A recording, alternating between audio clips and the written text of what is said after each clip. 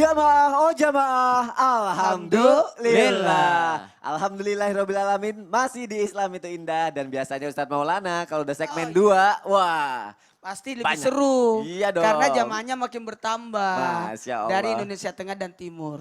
Jadi makin banyak yang nonton dan Makin siap banyak. belajar sama Ustadz Maulana. Kenapa bisa Ustadz? Karena wilayah Indonesia lain belum bergabung tadi di segmen 1 karena masih siaran lokal.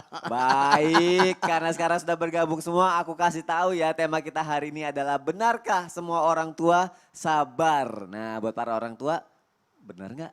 Nah, kita cari tahu pagi hari ini. Langsung aja aku punya pertanyaan yang sudah masuk ke media sosial Islam itu indah, akan langsung aku bacain. Dari Fa_Doblet. Assalamualaikum warahmatullahi wabarakatuh. Saya mau bertanya kepada Ustadz atau Ustazah. Begini, saya adalah anak terakhir dari 3 bersaudara saya.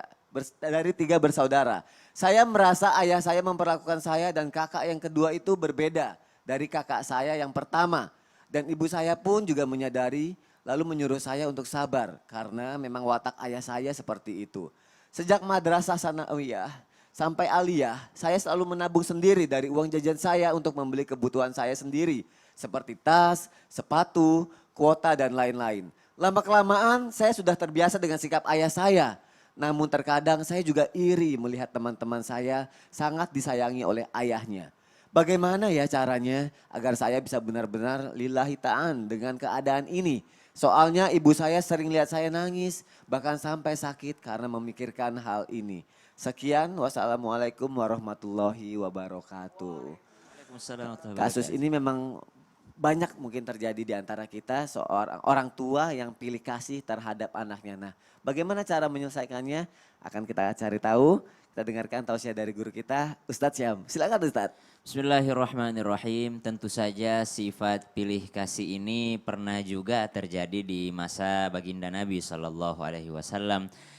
Ketika pada saat itu ada seorang pemuda yang hendak yang namanya dibagikan harta oleh ayahnya, akan tetapi ayahnya pilih kasih dalam membagikannya. Kemudian Rasulullah SAW diminta sebagai saksinya dan Rasulullah menolaknya.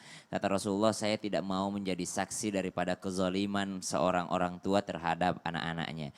Jadi kalau di masa Rasulullah dulu enak, orang bisa langsung nanya ke Nabi kan gitu. Gimana nih Nabi, orang tua aku kayak gini, kayak gini, kayak gini.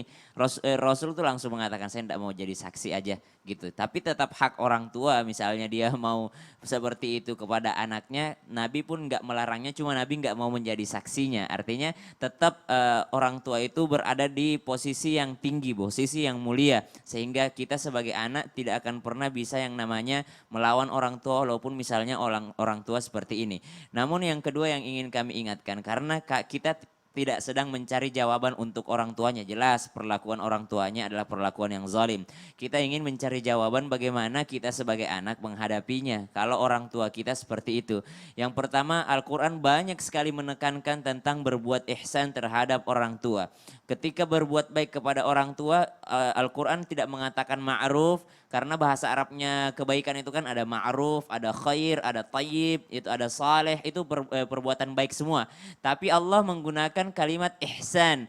Wa qadha rabbuka alla ta'budu illa iyyahu wa bil walidaini ihsana. Al-Quran menggunakan kalimat ihsan. Dulu pernah datang kepada Rasulullah SAW Jibril yang menyamar gitu, yang nanya ya, tahukah kamu jelaskan kepada aku apa itu Islam? Dijelaskan Nabi, Islam ini. Apa itu iman? Iman itu ini. Apa itu ihsan? Ihsan itu seperti ini. Ihsan itu apa? Ihsan adalah beribadahlah engkau seakan-akan engkau melihat Allah. Kalaupun engkau enggak melihat Allah, Allah pasti melihatmu. Artinya apa? Kebaikan kepada orang tua itu selalu yakin. Kan dia nanya, bagaimana saya bisa lillahi ta'ala?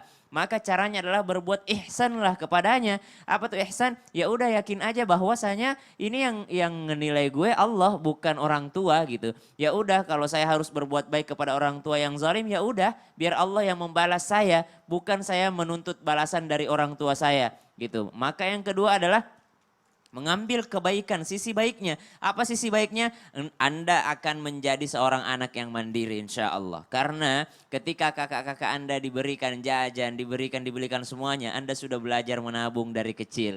Anda sudah belajar nabung dari sekolah, Anda sudah belajar nabung dari madrasah. Maka Masya Allah, Tabarakallah, Anda terbentuk menjadi sosok yang mandiri tanpa harus melawan orang tua, tanpa harus membangkang orang tua. Karena berbuat baik kepada orang tua adalah perintah Allah, bukan perintah orang tua sendiri, tapi perintah Allah. Jadi kalau ditanya mau lillahi ta'ala, ya udah karena ini perintahmu ya Allah, aku lakukan. Aku melakukannya bukan karena dia orang tuaku, tapi aku melakukannya karena ini perintahmu ya Allah. Itu yang disebut dengan lillahi ta'ala. Jadi kalau mau ditanya niat karena Allah gimana sih? Ya udah lakukan aja. Karena ini perintahmu ya Allah aku lakukan. Bukan karena orang tuaku berbuat baik padaku. Tapi gitu. perlu mengutarakan pendapat ke ayahnya gak sih? Ayah, Perlu aku pengennya banget, begini, ngomongin gak perlu apa-apa ya? juga.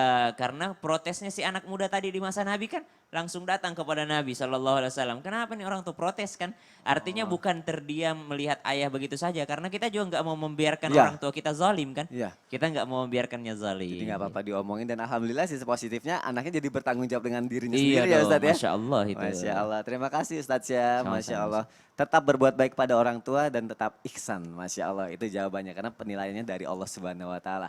Baik, kita lanjut.